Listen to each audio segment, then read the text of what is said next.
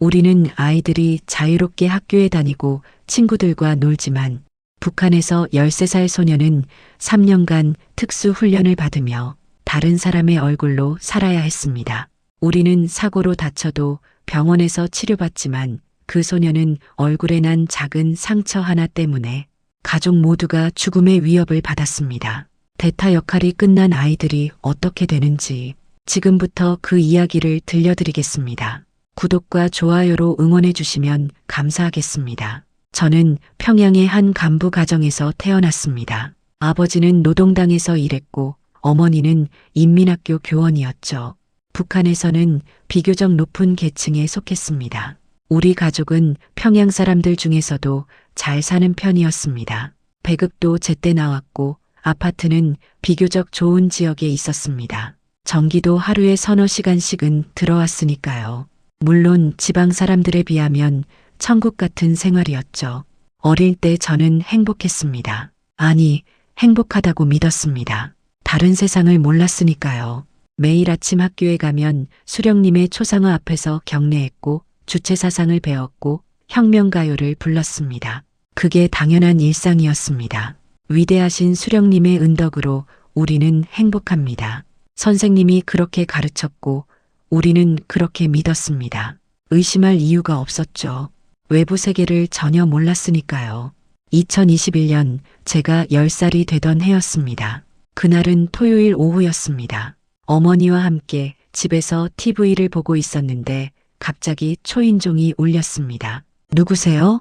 어머니가 물었지만 대답이 없었습니다. 다시 초인종이 울렸고 어머니는 조심스럽게 문을 열었습니다. 문 밖에는 보이부 제복을 입은 남자 둘이 서 있었습니다. 어머니의 얼굴이 순간 하얗게 질렸습니다. 북한에서 보이부가 집에 찾아온다는 건 좋은 일이 절대 아니니까요.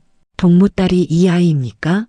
한 남자가 차갑게 물었습니다. 네, 그렇습니다. 어머니는 떨리는 목소리로 대답했습니다. 그리고 저를 불렀습니다. 서연아, 이리 와봐. 저는 무서웠지만 어머니 옆으로 갔습니다. 보이부 요원 2명이 저를 위아래로 훑어봤습니다. 마치 물건을 감정하듯이요. 얼굴을 이쪽으로 돌려봐. 저는 시키는 대로 했습니다. 한 요원이 제 턱을 잡고 이리저리 돌렸습니다. 불편했지만 감히 거부할 수 없었습니다. 키는 1m 45cm입니다. 어머니가 재빨리 대답했습니다. 두 요원은 서로 눈빛을 교환했습니다. 그리고 고개를 끄덕였습니다. 이 아이로 결정하겠습니다. 내일부터 특수훈련에 들어갑니다. 누구한테도 말하지 마십시오. 가족한테도요. 무슨 훈련입니까? 아버지가 조심스럽게 물었습니다. 아버지는 그때 마침 집에 있었습니다. 물어보지 마십시오. 당에서 결정한 일입니다. 거부하면 어떻게 되는지 아시죠? 위협이었습니다. 노골적인 위협이었습니다. 알겠습니다. 영광입니다. 아버지는 그렇게 대답했지만 목소리는 떨리고 있었습니다. 요원들이 떠난 후 집안은 무거운 침묵에 빠졌습니다. 어머니는 울먹이고 있었고 아버지는 창밖을 멍하니 바라보고 있었습니다. 아빠, 나 무슨 일 하는 거야? 제가 물었지만 아버지는 대답하지 않았습니다. 한참 후에야 아버지가 입을 열었습니다. 서연아, 내가 지금부터 해야 할 일은 아주 중요한 일이란다. 당과 수령님께 충성하는 거야. 알겠니? 응, 알겠어. 저는 고개를 끄덕였지만 사실 무슨 말인지 이해하지 못했습니다. 다음 날부터 저는 평양 외곽의 특수시설로 끌려갔습니다. 고층 빌딩으로 둘러싸인 비밀시설이었습니다. 출입구에는 경비병들이 삼엄하게 지키고 있었습니다. 시설 안에는 저 말고도 다른 아이들이 있었습니다. 모두 제 또래였고 모두 무언가에 겁먹은 표정이었습니다. 너희들은 오늘부터 특별한 훈련을 받게 될 거다. 담당 교관이 차갑게 말했습니다. 너희의 임무는 최고 지도자, 가족의 대타 역할이다. 너희는 그들과 똑같이 보여야 하고 똑같이 행동해야 하고 똑같이 웃어야 한다. 그제야 이해했습니다. 저는 누군가의 가짜가 되어야 한다는 것을요. 첫 번째 훈련은 거울 앞에 서는 것이었습니다. 제 옆에는 그 아이의 사진이 놓여 있었습니다. 최고 지도자의 딸이었습니다. 똑같이 웃어봐. 저는 사진을 보며 따라했습니다. 아니야. 입꼬리가 더 올라가야 해. 교관이 소리쳤습니다. 다시 시도했습니다. 눈이 달라. 눈을 더 크게 떠. 하루에 10시간씩 거울 앞에서 연습했습니다. 웃는 법, 걷는 법, 손을 흔드는 법, 고개를 끄덕이는 각도까지 모든 게 정확해야 했습니다. 3개월 동안 특수시설에 갇혀 훈련받았습니다. 가족도 만날 수 없었습니다. 외부와 완전히 단절된 채로요. 훈련은 잔인했습니다. 조금이라도 실수하면 벌을 받았습니다. 밥을 굶기거나 혼자 어두운 방에 갇히거나 때로는 맞기도 했습니다. 너는 도구야. 완벽한 도구가 되어야 해. 실수는 용납되지 않아. 그 말을 수없이 들었습니다. 드디어 훈련이 끝나고 첫 번째 공식 행사에 투입되었습니다. 2021년 가을 대규모 군중 집회였습니다. 저는 특별히 제작된 옷을 입고 경호원들에 둘러싸여 단상에 올랐습니다. 귀에는 작은 이어폰이 꽂혀 있었고 거기서 지시가 계속 들어왔습니다. 지금 손을 흔들어. 웃어. 고개를 오른쪽으로 돌려. 손을 내려. 저는 로봇처럼 지시를 따랐습니다. 광장에는 수만 명의 사람들이 있었습니다. 그들은 환호했고 손을 흔들었고 울기까지 했습니다. 하지만 그들은 몰랐습니다. 저기 서 있는 건 가짜라는 것을요. 만세, 만세, 만세. 군중의 함성이 귀를 찢었습니다. 그날 이후로 저는 일주일에 2~3번씩 대타 역할을 했습니다. 위험할 수 있는 지방 시찰, 군부대 방문, 해외 인사 접견. 진짜는 안전한 곳에 있고 저는 위험을 대신 감수하는 거였죠. 평소에는 일반 학교에 다녔습니다. 하지만 친구를 사귈 수 없었습니다. 누구에게도 제 비밀을 말할 수 없었으니까요. 학교에서는 항상 보위부 요원 한 명이 저를 감시했습니다. 교복을 입은 학생처럼 위장했지만 저는 알았습니다. 그가 저를 지켜보고 있다는 것을요. 서연아, 너는 특별한 아이야. 하지만 절대로 누구한테도 내 일에 대해 말하면 안 돼. 알겠니? 어머니는 늘 이렇게 말했습니다. 그리고 덧붙였습니다. 내가 말하는 순간 우리 가족 모두 사라져. 이해하지? 저는 고개를 끄덕였습니다. 당시 11살이었지만 그게 무슨 뜻인지 충분히 이해했습니다. 그렇게 저는 이중 생활을 했습니다. 평범한 학생과 비밀 대타 사이를요. 당시 저는 체제를 의심하지 않았습니다. 오히려 제가 중요한 일을 하고 있다고 믿었죠. 영광스러운 일이라고 생각했습니다. 하지만 작은 균열은 그때부터 시작되고 있었습니다.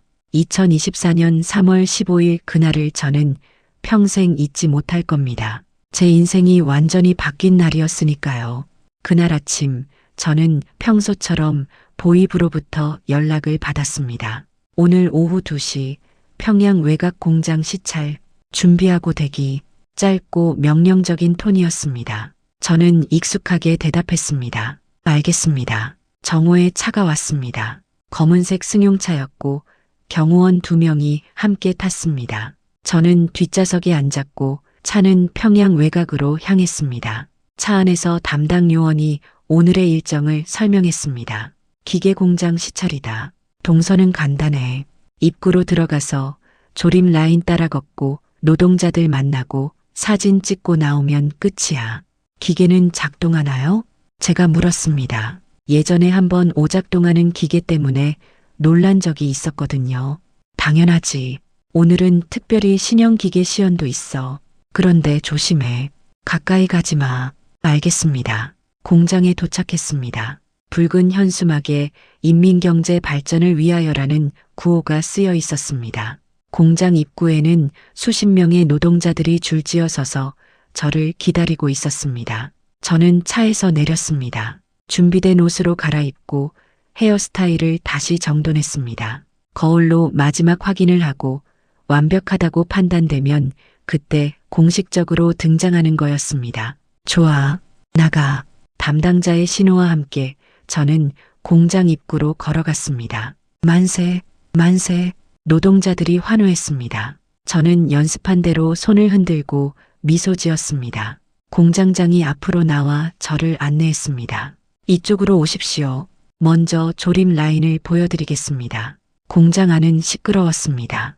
기계들이 돌아가는 소리, 쇠붙이가 부딪히는 소리, 노동자들의 외침, 모든 게 뒤섞여 있었습니다. 저는 정해진 동선을 따라 걸었습니다. 중간중간 멈춰서 노동자들과 악수하고 사진을 찍었습니다. 모든 게 계획대로였습니다.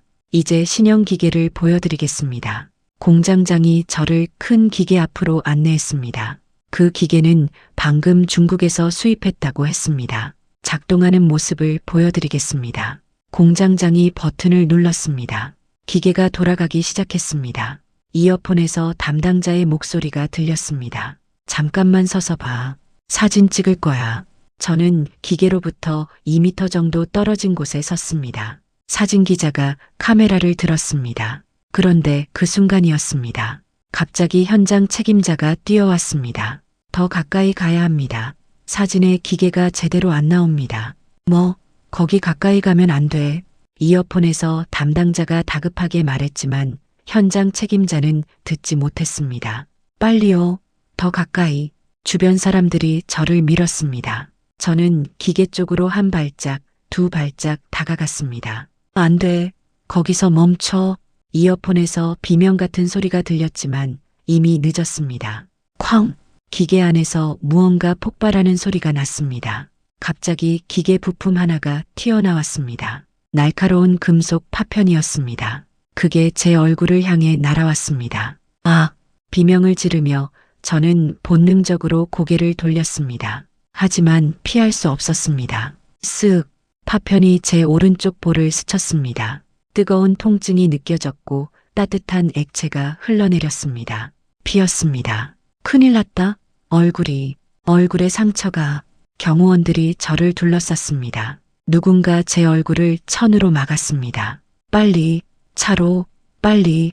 저는 끌려가듯 차에 태워졌습니다. 차는 미친 듯이 달렸습니다. 주변이 소란스러웠습니다. 공장 노동자들이 겁에 질린 표정으로 바닥에 엎드리는 게 보였습니다. 누군가 울먹이는 소리가 들렸습니다. 차 안에서 담당자가 제 얼굴을 확인했습니다. 그의 얼굴이 하얗게 질렸습니다. 이건 큰일이야. 저는 그때 느꼈습니다. 무언가 돌이킬 수 없는 일이 벌어졌다는 것을요. 특수병원으로 이송되었습니다. 일반인은 접근할 수 없는 비밀 시설이었습니다. 의사들이 급하게 제 얼굴을 치료했습니다. 상처를 소독하고 봉합했습니다. 마취도 제대로 안 했는데 바늘로 꿰맸습니다. 너무 아팠지만 소리를 낼 수 없었습니다. 흉터가 남을 겁니다. 의사가 조심스럽게 말했습니다. 얼마나? 보이부 책임자가 날카롭게 물었습니다. 최소 6개월은, 아니, 완전히 없애는 건 불가능합니다. 그 말이 떨어지자 방 안이 조용해졌습니다. 무거운 침묵이었습니다. 저는 그때 깨달았습니다. 제가 끝났다는 걸요. 병원에서 이틀을 보냈습니다. 그 이틀 동안 아무도 저를 찾아오지 않았습니다. 부모님도 담당자도 아무도요. 3일째 되는 날 드디어 부모님이 찾아왔습니다. 문이 열리자마자 어머니가 저에게 달려왔습니다. 서연아, 서연아. 어머니는 저를 끌어안고 울었습니다. 어머니의 눈은 이미 퉁퉁 부어 있었습니다. 괜찮아, 엄마. 상처는 나을 거야. 제가 위로했지만 어머니는 고개를 저었습니다. 서연아, 그게 문제가 아니야. 아버지는 한참을 말이 없다가 작은 목소리로 말했습니다. 서연아, 잘 들어. 집에 가면 절대 밖에 나가면 안 된다. 알겠니? 창문도 열지 마. 커튼도 치고 누가 찾아와도 나가면 안 돼. 왜요? 아빠, 그냥 아빠 말 들어. 알겠지? 아버지의 목소리는 떨리고 있었습니다. 퇴원한 그날 밤, 저는 집 거실에서 부모님의 대화를 엿듣게 되었습니다. 저는 이미 잠든 척했지만 사실 깨어 있었습니다. 방문 틈으로 거실이 보였습니다. 여보, 우리 어떡하지? 서연이가 이제. 어머니가 흐느꼈습니다. 알아. 나도 알아. 아버지가 어머니를 안았습니다. 둘 다 떨고 있었습니다. 이전 대타 아이들이 어떻게 됐는지 알잖아. 병에 걸린 아이, 사고로 다친 아이. 모두 사라졌어. 어머니의 말에 제 심장이 멈추는 것 같았습니다. 대타 프로그램은 국가 최고 기밀이야. 서연이는 너무 많은 걸 알고 있어. 그런데 이제 쓸모가 없어졌으니 그들은 아버지가 말을 잊지 못했습니다. 처리할 거야. 비밀을 지키기 위해서 어머니가 대신 말했습니다. 그 순간 모든 게 이해되었습니다. 저는 단순히 역할을 하는 게 아니었습니다. 저는 언제든지 버려질 수 있는 도구였습니다. 그리고 이제 저는 제거되어야 할 비밀이 되었습니다. 북한에서는 개인의 생명이 체제의 비밀보다 중요하지 않았습니다. 저는 그날 밤 잠들 수 없었습니다. 얼굴의 통증보다 더 큰 공포가 저를 짓눌렀습니다. 다음 날 아버지의 직장 동료가 몰래 찾아왔습니다. 아버지의 직장 동료가 찾아온 건 사고 후 사흘째 되는 날 밤이었습니다. 밤 10시쯤 조심스러운 노크 소리가 들렸습니다. 아버지가 긴장한 얼굴로 문을 열었습니다. 김동무, 안으로 들어가도 되겠나? 그 사람은 주위를 살피며 급히 안으로 들어왔습니다. 그리고 문을 닫자마자 작은 목소리로 말했습니다. 박동무, 조심하게. 보이부에서 자네 딸 건으로 움직이고 있어. 무슨 소리인가? 내가 보이부 친구한테 들었네. 이미 결정이 났다고. 이번 주 안으로.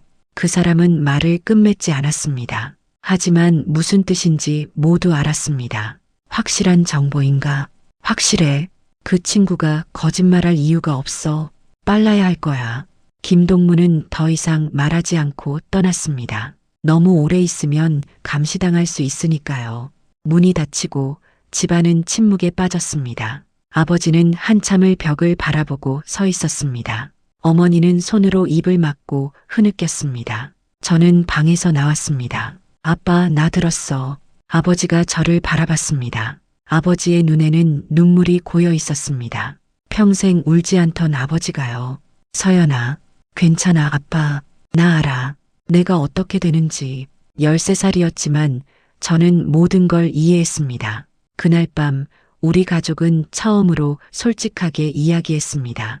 탈북을 준비한다는 건 죽음을 각오한다는 뜻이야. 아버지가 말했습니다. 알아요 아빠.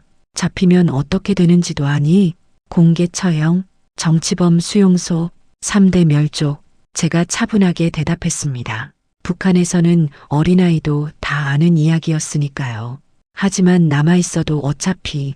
어머니가 말을 끝맺지 못했습니다. 아버지가 결연한 표정으로 말했습니다. 나가자. 죽더라도 도전은 해보자. 탈북 준비는 그날 밤부터 시작되었습니다. 아버지는 당에서 일했기 때문에 탈북자들의 실상을 잘 알고 있었습니다. 탈북 시도자의 절반 이상이 잡혀서 처형당한다는 것도요. 사흘 안에 떠나야 해. 더 늦으면 기회가 없어. 사흘. 우리에게 주어진 시간은 고작 사흘이었습니다. 첫 번째 문제는 돈이었습니다. 아버지는 벽장 깊숙한 곳에서 작은 상자를 꺼냈습니다. 안에는 달러와 위안화가 들어 있었습니다. 이게 10년 넘게 모은 돈이야. 비상시를 대비해서 손에 쥔 돈은 5,000달러 정도였습니다. 작은 금액이 아니었지만 탈북 브로커 비용으로는 턱없이 부족했습니다. 어머니는 집안 곳곳을 뒤졌습니다. 결혼 반지, 금목걸이, 할머니 유품으로 받은 은비녀, 아버지의 금시계, 팔 수 있는 건 모두 꺼냈습니다. 이것들을 팔면 2,000달러는 될 거야. 하지만 여전히 부족했습니다. 가족 3명이 탈북하려면 최소 9,000달러가 필요했습니다. 집을 팔아야 해. 아버지가 말했습니다. 집을 금매로 내놓으면 누군가 살 거야. 지금 당장. 다음 날 아버지는 몰래 아는 사람을 만났습니다. 아파트를 금매로 내놓는다고 했습니다. 이상한데? 왜 갑자기 집을 파는 거요? 직장이 지방으로 옮겨져서요. 빨리 처분해야 해요. 거짓말이었지만 할 수 없었습니다. 그래도 너무 급하잖아요. 제발 좀 도와주세요. 값도 싸게 할 테니. 결국 시세의 절반 가격에 집을 팔았습니다. 7,000달러를 받았습니다. 총 14,000달러. 우리가 모을 수 있는 전부였습니다. 두 번째 문제는 브로커를 찾는 것이었습니다. 아버지는 예전 직장 동료를 통해 국경 지역과 연결된 사람을 만났습니다. 그 사람이 중국 쪽 브로커와 연결해줬습니다. 전화 통화는 짧고 조심스러웠습니다. 가족 3명. 평양에서 양강도까지 이동 후 두만강도와 중국을 거쳐 한국까지 비용은 인당 3,000달러, 미리 절반 지불 14,000달러밖에 없습니다. 부족하네. 제발 우리 딸 좀 살려주세요. 긴 침묵 후에 브로커가 말했습니다. 좋아. 대신 한국 가서 6개월 안에 나머지 3,000달러 보내. 못 보내면 위협이었습니다. 하지만 우리는 받아들일 수밖에 없었습니다. 감사합니다. 꼭 보내겠습니다. 이틀째 날 우리는 가져갈 것을 정리했습니다. 한 사람당 작은 배낭 하나만 가져갈 수 있어. 아버지의 말에 우리는 각자 가방을 쌌습니다. 어머니는 가족사진 몇 장과 작은 금반지 하나를 넣었습니다. 아버지는 신분증과 서류들을 조심스럽게 넣었습니다. 한국 가서 신원 확인할 때 필요해. 저는 무엇을 가져갈지 고민했습니다. 책상 서랍을 열어봤습니다. 일기장, 학교 앨범, 친구들이 준 편지, 그 중에서 작은 사진 한 장을 골랐습니다. 우리 가족이 함께 찍은 마지막 사진이었습니다. 1년 전 만수대 언덕에서 찍은 사진이었죠. 서연아, 가져갈 수 있는 건 딱 하나야. 이것만요, 엄마. 그게 제가 북한에서 가져온 전부였습니다. 셋째 날, 출발 전날이었습니다. 우리는 평소처럼 생활했습니다. 의심받지 않기 위해서요. 저녁은 평소대로 먹었습니다. 옥수수밥과 김치국, 우리의 평범한 저녁이었습니다. 잘 먹겠습니다. 습관처럼 하는 인사였지만 목이 메었습니다. 이 집에서 먹는 마지막 식사였으니까요. 밤 10시, 우리는 검은 옷으로 갈아입었습니다. 아버지가 마지막으로 집안을 둘러봤습니다. 15년을 산 집이었습니다. 모두 준비됐나? 네. 그럼 가자. 문을 나서는 순간 뒤돌아볼 수 없다는 걸 알았습니다. 평양의 밤거리는 어두웠습니다. 전기가 잘 들어오지 않아 가로등도 거의 꺼져 있었습니다. 우리는 조심스럽게 걸었습니다. 가끔 순찰대가 지나가면 건물 그림자에 숨었습니다. 브로커가 지정한 장소는 평양역 뒤편의 한 골목이었습니다. 저기 있어. 아버지가 작은 목소리로 말했습니다. 어두운 골목에 낡은 트럭 한 대가 서 있었습니다. 불도 꺼져 있었고 사람 기척도 없었습니다. 우리가 다가가자 트럭 문이 열렸습니다. 한 남자가 내렸습니다. 박동무 가족인가? 네. 돈은? 인사도 없이 하는 첫마디였습니다. 아버지가 봉투를 건넸습니다. 남자는 어둠 속에서 돈을 세어봤습니다. 좋아. 짐칸에 타. 소리 내지 마. 검문소 통과할 때 절대 움직이지 마. 움직이면 다 죽어. 우리는 트럭 짐칸에 올라탔습니다. 안에는 이미 다른 사람들이 타고 있었습니다. 어둠 속에서 정확히 몇 명인지 알 수 없었지만 숨소리로 대여섯 명은 되는 것 같았습니다. 트럭 문이 닫혔습니다. 완전한 어둠이었습니다. 엔진 소리가 들렸고 트럭이 출발했습니다. 엄마, 무서워. 저는 어머니 품에 안겼습니다. 괜찮아, 서연아. 엄마가 있잖아. 하지만 어머니의 손도 떨리고 있었습니다. 그렇게 우리 가족의 생사를 건 여정이 시작되었습니다. 평양에서 양강도까지, 그리고 중국까지 500km가 넘는 죽음의 길이었습니다. 트럭 짐칸 안은 지옥이었습니다. 좁은 공간에 10명 가까운 사람들이 웅크리고 있었습니다. 공기는 탁했고 숨쉬기조차 힘들었습니다. 조용히 해. 소리내면 다 죽어. 운전사의 경고가 짐칸까지 들렸습니다. 트럭은 달렸습니다. 얼마나 갔는지 알 수 없었습니다. 시간 감각이 사라졌습니다. 첫 번째 검문소는 평양 외곽이었습니다. 트럭이 멈췄습니다. 군인들의 목소리가 들렸습니다. 어디 가는 거야? 양강도요. 공장 자재 실어 나르는 중입니다. 짐칸 열어봐. 그 말에 우리 모두의 심장이 멈췄습니다.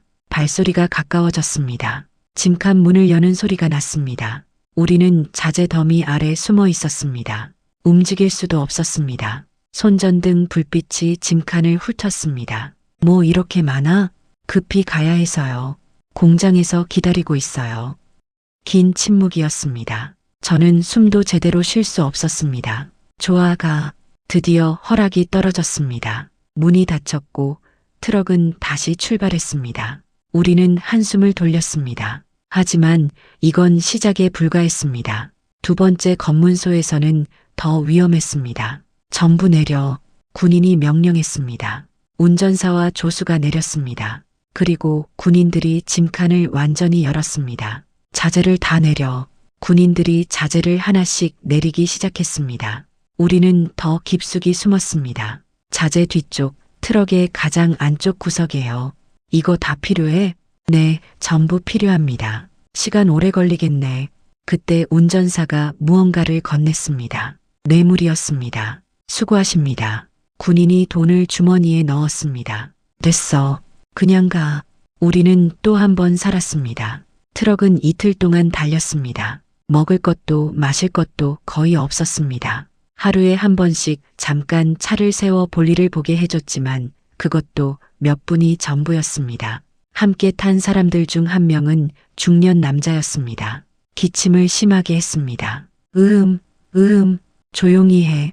운전사가 소리쳤습니다. 그 남자는 입을 틀어막고 기침을 참았습니다. 몸을 떨며 괴로워했습니다. 물 좀. 하지만 아무도 물을 주지 않았습니다. 이틀째 되는 밤 트럭이 멈췄습니다. 다 내려. 여기서부터는 걸어가야 해. 양강도 해산시 외곽이었습니다. 우리는 비틀거리며 트럭에서 내렸습니다. 이틀 동안 웅크리고 있어서 다리가 제대로 펴지지 않았습니다. 조명탄 터지면 그 자리에 엎드려. 총소리 들리면 뛰지 마. 더 위험해. 알겠나? 안내인의 지시였습니다. 우리는 산길을 따라 걷기 시작했습니다. 3월이었지만 양강도는 여전히 추웠습니다. 눈이 녹다 얼어붙은 길은 미끄러웠습니다. 찬바람은 뼛속까지 파고들었습니다. 엄마, 추워. 너무 추워. 조금만 참아, 서연아. 조금만. 어머니가 제 손을 잡았습니다. 어머니의 손도 얼어붙어 있었습니다. 3시간을 걸었습니다. 아니, 4시간이었을까요? 시간 감각이 없었습니다. 중간에 순찰대가 지나가는 소리가 들렸습니다. 엎드려. 안내인이 속삭였습니다. 우리는 모두 바위 뒤에 엎드렸습니다. 심장이 터질 것 같았습니다. 순찰대의 손전등 불빛이 우리 쪽으로 향했습니다. 저쪽에 뭔가 있는 것 같은데 야생동물이겠지. 확인해 볼까? 귀찮아. 가자. 발소리가 멀어졌습니다. 우리는 한참을 더 엎드려 있었습니다. 완전히 안전해질 때까지요. 일어나. 가자. 다시 걷기 시작했습니다. 5시간째 드디어 강이 보였습니다. 저기 강이야. 안내인이 손가락으로 가리켰습니다. 어둠 속에서 희미하게 강줄기가 보였습니다. 두만강이었습니다. 3월인데도 얼어있네. 운이 좋아. 하지만 운이 좋다는 말이 무색하게 강 건너편에서 불빛이 보였습니다. 중국 쪽 순찰대야. 기다려. 우리는 강변 수풀 속에 숨었습니다. 30분을 기다렸습니다. 발이 얼어붙었습니다. 온몸이 떨렸습니다. 불빛이 사라지자 안내인이 신호를 보냈습니다. 지금이야. 빨리. 강은 얼어 있었지만 완전히 얼지는 않았습니다. 천천히 걸어. 뛰면 얼음 깨져. 우리는 조심스럽게 강 위를 걸었습니다. 딱딱. 얼음이 갈라지는 소리가 무서웠습니다. 우리 앞에서 먼저 건너던 중년 남자가 발을 헛디뎠습니다. 푸드득. 얼음이 깨지며 그가 물에 빠졌습니다. 으악. 비명소리가 밤 공기를 갈랐습니다. 안내인이 달려가 그를 끌어올렸습니다. 하지만 옷이 다 젖어버렸습니다. 이 새끼가 소리 질러서 다 죽이려고. 그 순간이었습니다. 휘익. 조명탄이 하늘로 올라갔습니다. 쾅. 밤하늘이 대낮처럼 밝아졌습니다. 엎드려. 우리는 얼음 위에 엎드렸습니다. 북한 쪽 국경 경비대가 우리를 발견한 겁니다. 거기서 움직이지 마. 확성기에서 고함 소리가 들렸습니다. 타타타탕. 총소리가 울렸습니다. 총알이 얼음을 뚫는 소리가 들렸습니다. 퍼. 뛰어. 안내인이 소리쳤습니다. 우리는 일어나서 뛰었습니다. 얼음이 깨지는 소리, 총소리, 비명소리가 뒤섞였습니다. 서연아, 손잡아. 아버지가 제 손을 잡아당겼습니다. 타타탕. 또 총소리가 들렸습니다. 이번엔 더 가까웠습니다. 으악. 뒤에서 비명이 들렸습니다. 누군가 맞은 것 같았습니다. 하지만 돌아볼 수 없었습니다. 멈추면 죽으니까요. 조금만 더. 어머니가 반대편 손을 잡았습니다. 우리는 죽으림을 다해 뛰었습니다. 30m, 20m, 10m. 중국 땅이 가까워졌습니다. 타탕, 마지막 총소리가 울렸습니다. 총알이 제 옆을 스쳐 지나갔습니다. 거의 다 왔어. 드디어 우리는 강 건너편 땅을 밟았습니다. 중국이었습니다. 계속 뛰어. 멈추면 안 돼. 우리는 중국 쪽 언덕을 올라 숲속으로 뛰어들었습니다. 총소리가 점점 멀어졌습니다. 북한 경비대는 국경을 넘어올 수 없었습니다. 한참을 달린 후에야 우리는 멈췄습니다. 모두 땅에 주저앉았습니다. 살았어. 살았어. 아버지가 중얼거렸습니다. 어머니는 저를 끌어안고 울었습니다. 서연아, 괜찮니? 다친 데 없니? 응, 엄마. 괜찮아. 하지만 괜찮지 않았습니다. 온몸이 떨렸고 심장은 여전히 미친 듯이 뛰었습니다. 함께 건넌 사람들을 세어봤습니다. 10명이 출발했는데 8명만 도착했습니다. 물에 빠졌던 중년 남자와 다른 사람 1명이 보이지 않았습니다. 죽었겠지. 안내인이 무심하게 말했습니다. 저는 그 말에 소름이 돋았습니다. 사람의 죽음을 그렇게 쉽게 말하다니. 일어나. 아직 안전하지 않아. 더 가야 해. 안내인이 재촉했습니다. 중국 공안에게 잡히면 북한으로 송환되니까요. 우리는 비틀거리며 일어섰습니다. 북한의 불빛이 강 건너로 보였습니다. 저는 마지막으로 그곳을 바라봤습니다. 제가 태어나고 자란 나라였습니다. 하지만 저를 죽이려 했던 나라였습니다. 안녕, 북한. 작은 목소리로 작별 인사를 했습니다. 그리고 돌아섰습니다. 이제 우리는 중국에서 살아남아야 했습니다. 중국에 발을 디딘 순간 저는 자유를 얻었다고 생각했습니다. 하지만 그건 착각이었습니다. 안내인은 우리를 영길시 외곽의 한 농가로 데려갔습니다. 새벽 5시쯤이었습니다. 여기서 한 달 정도 숨어 있어야 해. 농가 주인은 조선족 할머니였습니다. 70대쯤 되어 보였습니다. 우리 집에도 탈북자가 7명이나 있어. 절대 밖에 나가면 안 돼. 공안에 잡히면 북송이야. 북송? 북한으로 돌려보내진다는 뜻이었습니다. 북송되면 정치범 수용소로 가거나 공개 처형당합니다. 모두가 아는 사실이었습니다. 할머니가 우리를 다락방으로 안내했습니다. 여기서 지내. 다락방은 좁았습니다. 천장이 낮아서 서 있을 수도 없었습니다. 창문도 없었습니다. 화장실은 밤에만 써. 낮에는 절대 안 돼. 이웃들이 의심해. 우리 가족과 다른 탈북자 4명이 함께 지내게 되었습니다. 젊은 부부와 할머니 1분, 그리고 20살쯤 되어 보이는 청년이었습니다. 우리는 2개월째야. 젊은 남자가 말했습니다.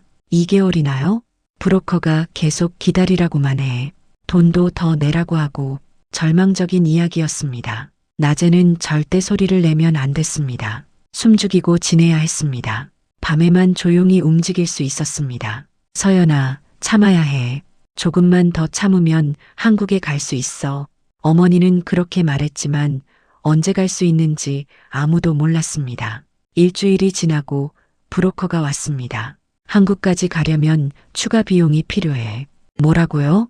처음엔 아버지가 항의하려 했지만 브로커가 끊었습니다. 싫으면 나가. 공안한테 신고할 테니까. 협박이었습니다. 노골적인 협박이었습니다. 얼마나 필요합니까?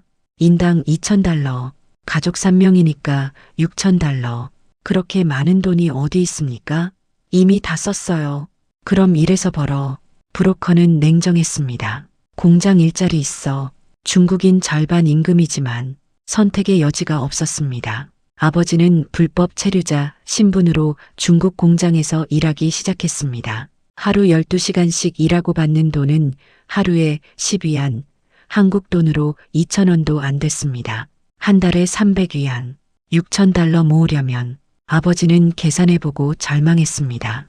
1년이 넘게 걸리는 돈이었습니다. 어머니도 식당 설거지 일을 구했습니다. 새벽 5시에 나가서 밤 10시에 들어왔습니다. 불법 체류자라 최저임금도 못 받았습니다. 저는 다락방에 혼자 남겨졌습니다.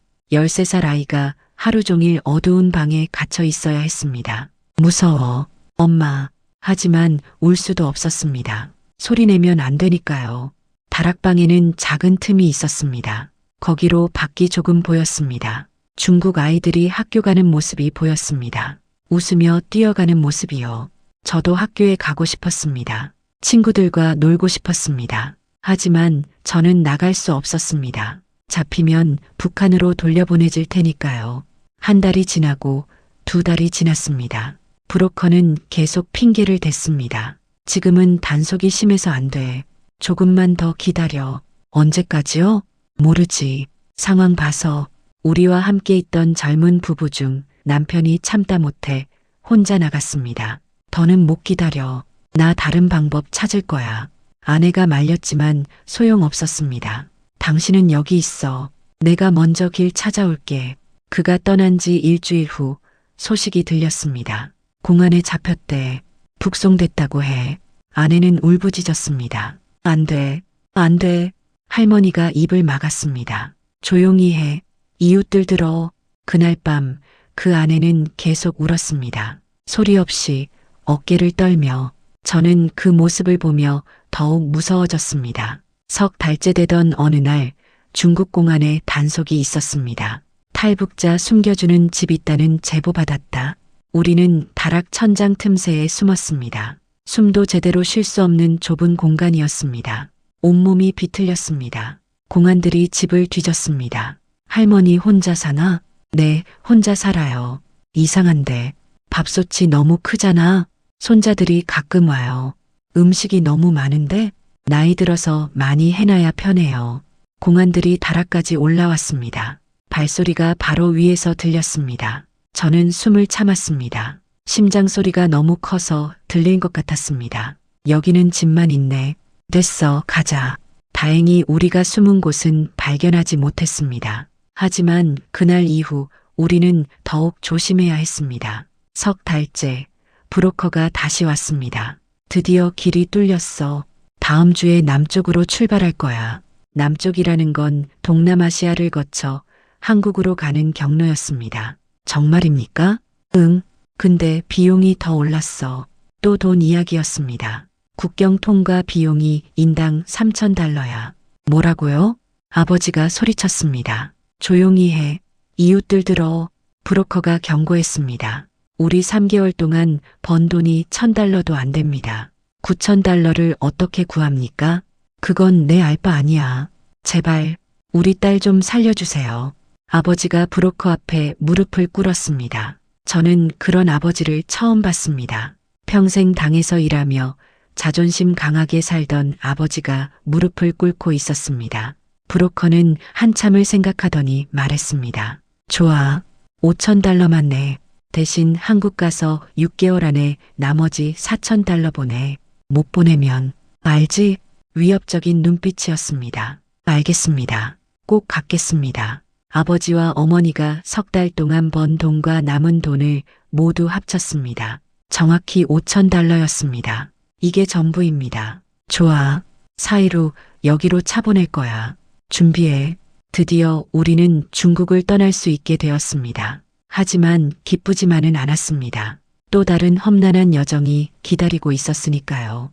함께 있던 다른 탈북자들에게 작별 인사를 했습니다. 행운을 빌어요. 당신들도요.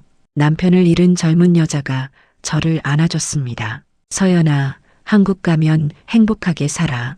알았지? 네. 언니도 빨리 가요. 중국에서 보낸 석 달은 지옥 같았습니다. 자유를 얻었다고 생각했지만 우리는 여전히 쫓기는 신세였습니다. 신분증도 없고 권리도 없고 언제 잡힐지 모르는 불안 속에서 사는 것. 그게 불법 체류자의 삶이었습니다. 우리는 중국을 떠났습니다. 브로커가 준비한 차를 타고 남쪽으로 내려갔습니다. 목적지는 라오스였습니다. 라오스까지 이틀 걸려. 검문소 통과할 때 절대 말하지 마. 운전사의 경고였습니다. 중국 남부를 향해 이틀 동안 달렸습니다. 또다시 짐칸에 숨어서요.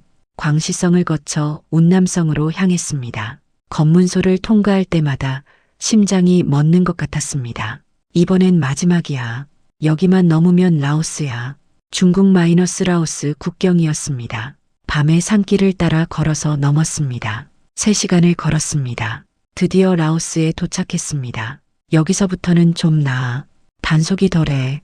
브로커의 말대로 라오스에서는 조금 숨통이 트였습니다. 하지만 여전히 불법 체류자였습니다. 라오스의 한 작은 마을에서 일주일을 기다렸습니다.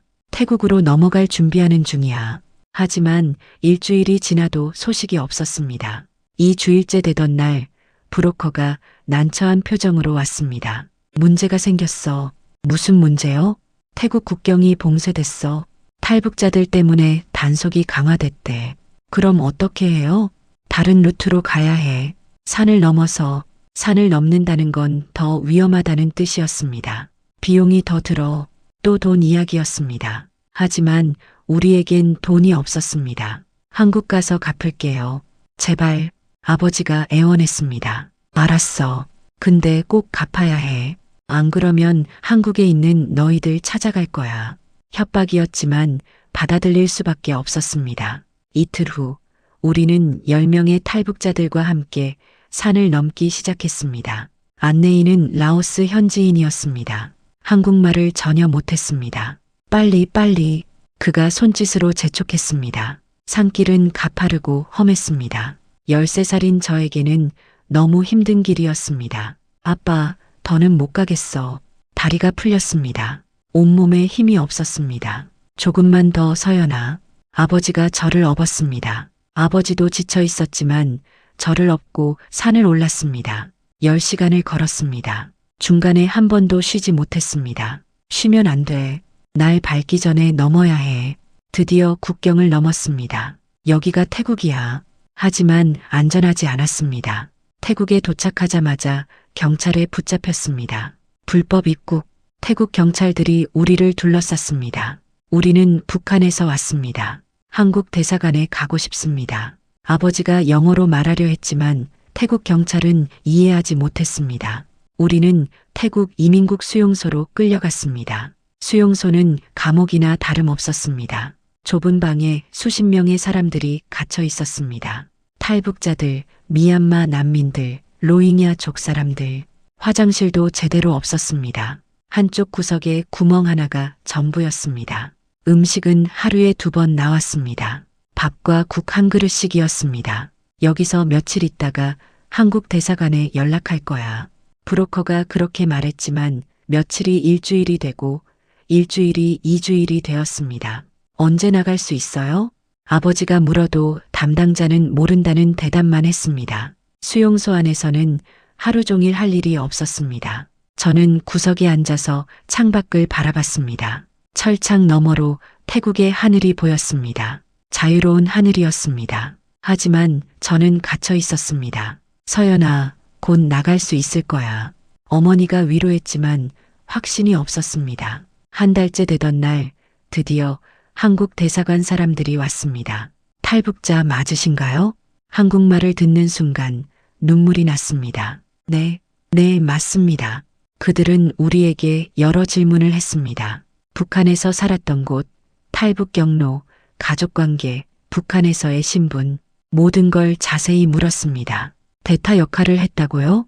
제 이야기를 듣던 담당자가 놀란 표정을 지었습니다. 네, 그래서 도망쳐야 했어요.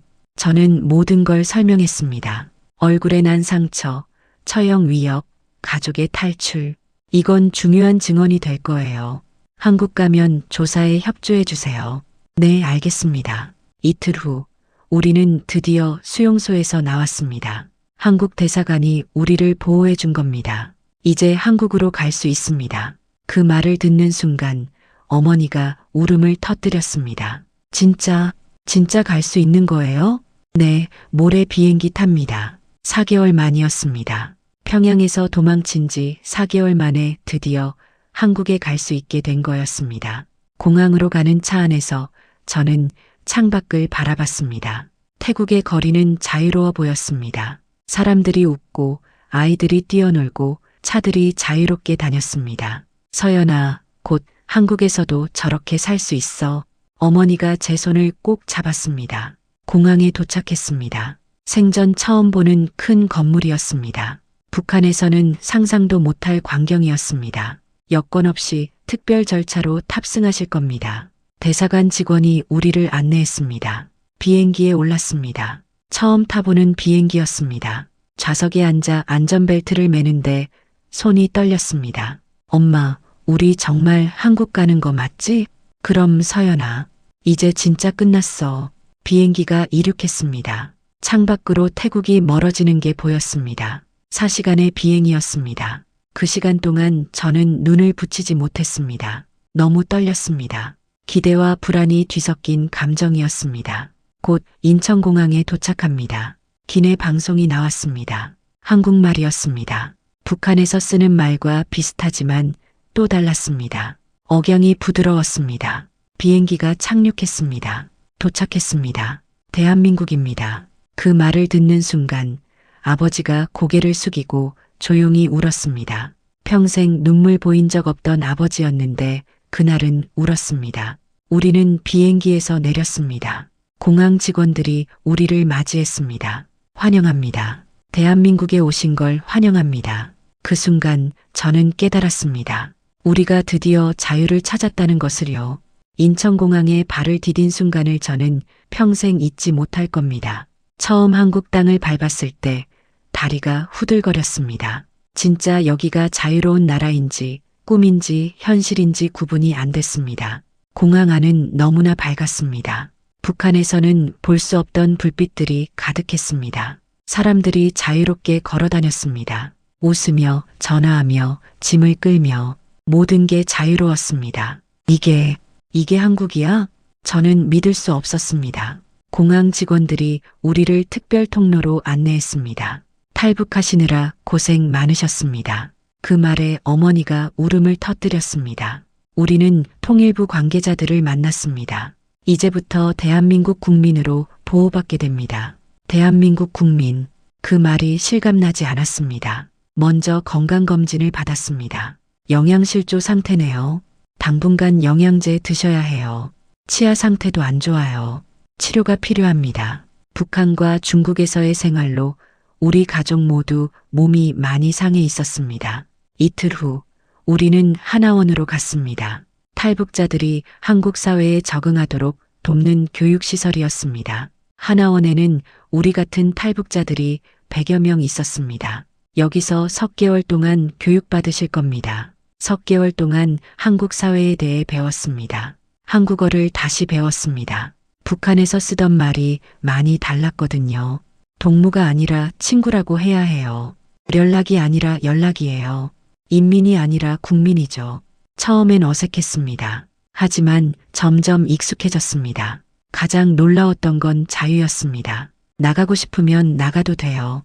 말하고 싶은 거 말해도 돼요. 선생님의 말씀을 듣고도 믿기지 않았습니다. 정말요? 감시 안 해요? 감시요? 왜 감시를 해요? 여기는 자유로운 나라예요.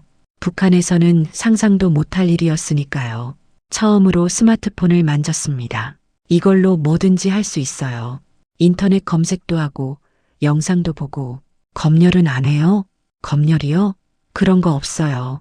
신기했습니다. 세상의 모든 정보를 볼 수 있다는 게요.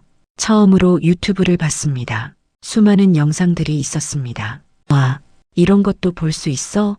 북한에서는 금지된 내용들이 여기서는 자유롭게 공유되고 있었습니다. 하나원을 수료하고 우리는 서울에 정착했습니다. 정부에서 지원해주는 작은 아파트였습니다. 우리 집이야, 서연아. 진짜 우리 집. 아버지가 아파트 열쇠를 손에 쥐고 말했습니다. 방 2개의 거실, 주방, 화장실. 북한에서 살던 집보다 작았지만 이건 진짜 우리 집이었습니다. 물이 나와. 뜨거운 물이. 어머니가 신기해했습니다. 수도꼭지를 틀면 물이 나왔습니다. 뜨거운 물도 나왔습니다. 전기도 24시간 들어와요. 담당 공무원이 설명했습니다. 24시간 전기라니 북한에서는 상상도 못할 일이었습니다. 저는 중학교에 다니기 시작했습니다. 처음에는 힘들었습니다. 한국 아이들과 말투도 다르고 아는 것도 달랐습니다. 너 북한에서 왔어? 반 친구 민주가 물었습니다. 저는 긴장했습니다. 차별받을까봐 두려웠습니다. 응, 와, 신기하다. 북한은 어때? 민주는 호기심 어린 눈으로 물었습니다. 차별하는 게 아니라 궁금해하는 거였습니다. 많이 달라. 여기가 훨씬 좋아. 그렇구나. 적응하기 힘들지? 궁금한 거 있으면 물어봐. 민주는 친절했습니다. 그리고 제 첫 번째 한국 친구가 되었습니다. 학교에서 급식을 먹을 때였습니다. 고기도 있고, 과일도 있고, 우유도 있었습니다. 이게 다 공짜야? 응, 급식이잖아. 북한에서는 상상도 못할 일이었습니다. 가장 감동적이었던 순간은 첫 번째 선거 때였습니다. 서연아, 엄마 오늘 투표하고 왔어. 어머니가 환한 얼굴로 말했습니다. 투표가 뭐야? 국민이 대통령이랑 국회의원을 뽑는 거야. 우리가 뽑아? 그럼 우리가 원하는 사람을 뽑는 거야. 북한에서는 오직 한 사람만 찍을 수 있었습니다. 선택의 여지가 없었습니다. 하지만 한국에서는 내가 원하는 사람을 뽑을 수 있었습니다. 자유란 이런 거구나 하고 깨달았습니다. 어느 날 저는 해화동의 한 카페에 갔습니다. 민주가 데려간 거였습니다. 여기 딸기 라떼 진짜 맛있어. 카페에 앉아 창밖을 봤습니다. 사람들이 자유롭게 걷고 웃고 이야기하는 모습을 봤습니다. 저 사람들은 모르는 거야. 뭘? 자유가 얼마나 소중한지. 민주가 제 손을 잡았습니다. 서연아, 너 때문에 나도 배웠어. 당연한 게 아니라는 거. 지금 저는 고등학생입니다. 꿈이 생겼습니다. 북한 인권 활동가가 되고 싶습니다. 아직도 북한에는 제가 겪은 것보다 더 심한 고통을 받는 사람들이 많아요. 학교에서 발표할 때 이렇게 말했습니다. 저는 운이 좋았어요. 탈출할 수 있었으니까요. 하지만 2,500만 명의 북한 주민들은 여전히 그곳에 갇혀 있어요. 제 이야기를 들은 친구들이 조용히 고개를 끄덕였습니다. 가끔 악몽을 꿉니다. 두만강을 건널 때의 총소리, 중국에서 숨어 지낼 때의 공포, 그런 꿈을 꾸면 식은땀을 흘리며 깹니다. 하지만 눈을 뜨면 여기가 한국이라는 걸 깨닫습니다. 안전한 곳이라는 걸요. 서연아, 학교 갈 시간이야. 어머니의 목소리에 저는 침대에서 일어납니다. 교복을 입고 가방을 챙기고 학교에 갑니다. 이 평범한 일상이 저에게는 기적입니다. 친구들과 수다 떨고 좋아하는 음악 듣고 보고 싶은 영화 보고 읽고 싶은 책 읽는 것. 북한에서는 꿈도 꿀 수 없었던 일들입니다. 여러분, 이 영상을 보고 계시는 여러분께 말씀드리고 싶습니다. 당연하게 여기는 자유가 얼마나 소중한지 기억해 주세요. 말하고 싶은 말을 할 수 있고, 가고 싶은 곳에 갈 수 있고, 꿈꾸고 싶은 꿈을 꿀 수 있다는 것. 그게 얼마나 큰 축복인지요. 그리고 아직도 북한에 남아있는 2,500만 명의 사람들을 기억해 주세요. 그들도 우리와 똑같은 사람들입니다. 자유를 누릴 권리가 있습니다. 저는 오늘도 감사하며 살아갑니다. 이 자유로운 땅에서, 이 아름다운 나라에서 살아갈 수 있다는 것에요. 여러분도 오늘 하루 여러분이 누리는 자유에 감사하시길 바랍니다. 제 이야기를 들어주셔서 감사합니다.